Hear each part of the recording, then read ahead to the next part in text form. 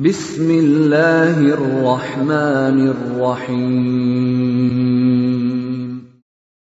Waltakum minkum ummatun yad'una ilal khairi wa ya'muruna bil ma'rufi wa yanhauna 'anil munkar.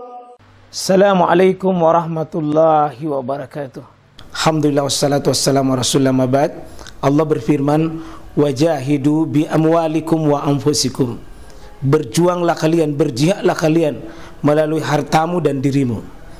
Hampir semua ayat-ayat berjuangan dan pengorbanan itu dimulai dengan bi amwalikum, harta kalian, harta kalian.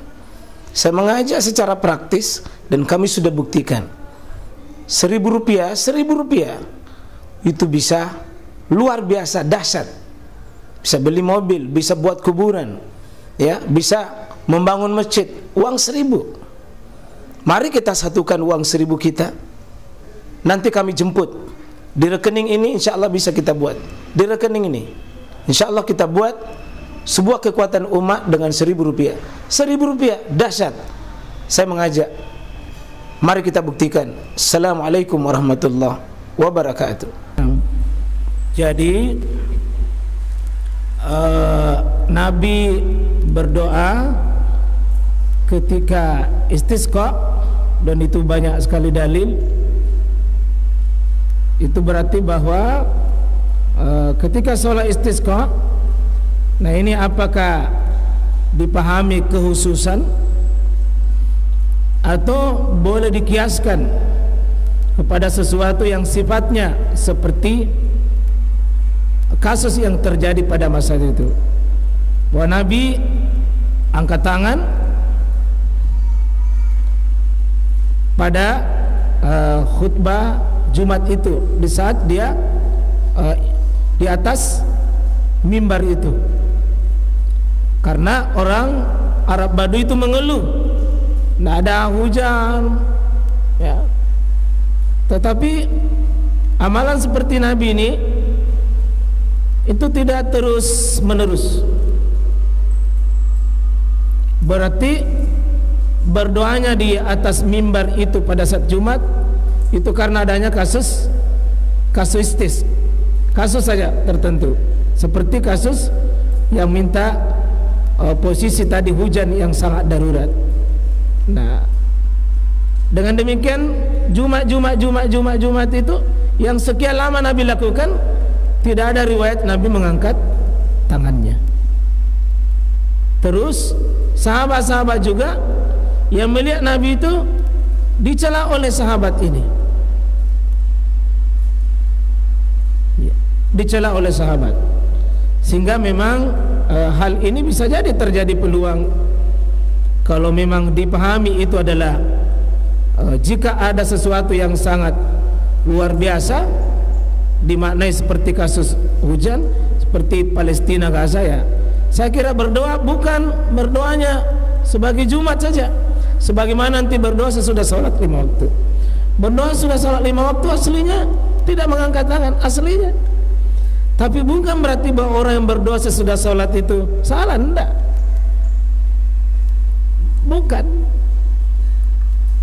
Seperti astagfirullah kan memang tidak angkat tangan. La ilaha illallah itu tidak angkat tangan.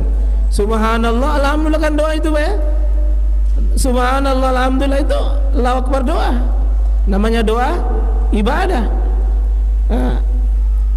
Doa ibadah artinya doa pemujaan, doa pengagungan, doa la ilaha illallah wahdahu la syarikalah lahul mulk, itu doa, dan tidak ada riwayat Nabi angkat tangan.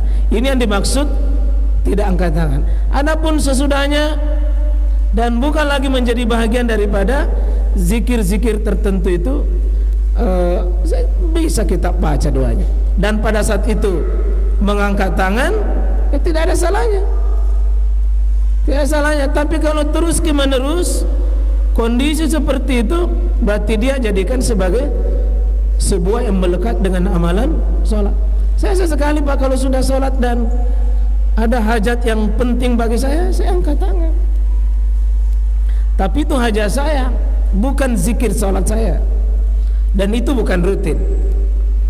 Nah, salah satu terkabulnya doa adalah sesudah sholat. Sesudah sholat. Nah, cuma angkat tangannya kalau terus menerus berarti rutin, dan itu menjadi bagian. Ya. Doanya Nabi itu adalah tentu kalau merupakan bagian dari zikir dan dia makulul makna, maka sebaiknya jangan kita tambah. Sebaiknya gitu. Ya, saya tetap kalau sesudah sholat itu astagfirullah, saya tidak berani tambah astagfirullahalazim. Meskipun astagfirullahalazim itu bagus, alladzi la ilaha illa huwal hayyul qayyum wa atubu ilaih, bagus. Tapi posisi sesudah sholat saya anggap ini taufiki yang tidak boleh ditambah. Misalnya kalau Rasulullah SAW salasa marat, 3 kali istighfar, berarti salasa marat khairum min salasin. 3 istighfar masih lebih baik daripada 30, karena dicontohkan Nabi 3, bukan 30. Kalau mau 30, 300, maka di luar sholat silakan. Fa'aksiru bitakbir wa tahmid wal istighfar, silakan. Tapi sesudah sholat saya anggap ini taufiki yang tidak boleh kita tambah-tambahi, kurang-kurangi. Seperti itu kalau maghrib subuh la ilaha illallah wahdahu la syarikalah lahul mulku wa lahul hamd yuhyi wa yumit. Ada kata yuhyi wa yumit. Saya banyak imam-imam biar duhur asar isya ada yuhyi wa yumit. Ya, bukan yuhyi wa yumitnya salah, tapi meletakkannya bukan pada tempatnya. Ya, ada yang baca Allahumma jirna minan nar, Allahumma jirna minan nar, Allahumma inni as'alukal jannah, yang kita dapat cuma maghrib dengan subuh, tidak ada pada sholat selain itu. Maka ini ada taufiki lafzi, ada taufiki dalam sisi makan. Insyaallah ya, saya kira itu bisa saya, karena pasti ada pemahaman di sini Pak ya. Kenapa ada pemahaman? Masyarakat kita juga yang seperti katakan saudara-saudara kita dari sebelah itu, Nahdlatul Ulama itu kan angkat tangan. Kalau kita lihat seperti di Mekah, di Madinah, saya belum pernah lihat imamnya itu angkat tangan. Ya tentu pemahaman ini yang angkat tangannya tentu ya, sudah banyak sekarang. Saya lihat tokoh-tokoh Muhammadiyah juga angkat tangan. Ya, sudah ada juga yang angkat tangan sudah sholat. Ya, itu kan mungkin pemahaman itu. Ya. Kalau khutbah Jumat, ya jangan juga dihukumi bahwa selamanya harus beda, tidak.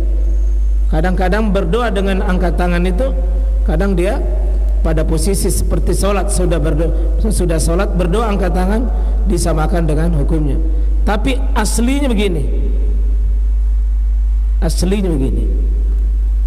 cuma minta tolong nih yang khutbah di sini dan belum bisa pakai menjelaskan, apalagi kalau kita masih muda atau baru, minta tolong jangan dulu pakai begini di tempat yang tidak biasanya. Kadang bilang, kenapa ada anak-anak begini berdoa, pasti turun ke dari mimbar, dia bilang, oh dapat dalil dari mana?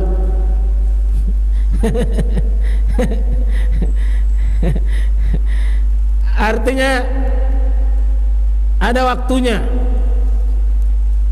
Coba kalau lihat para ulama-ulama besar dahulu, ada yang tunda amalan sunnah itu lebih 10 tahun.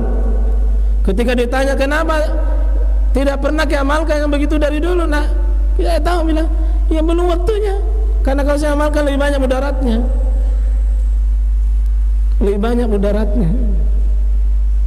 Jadi ada sunnah itu boleh ditunda Pak,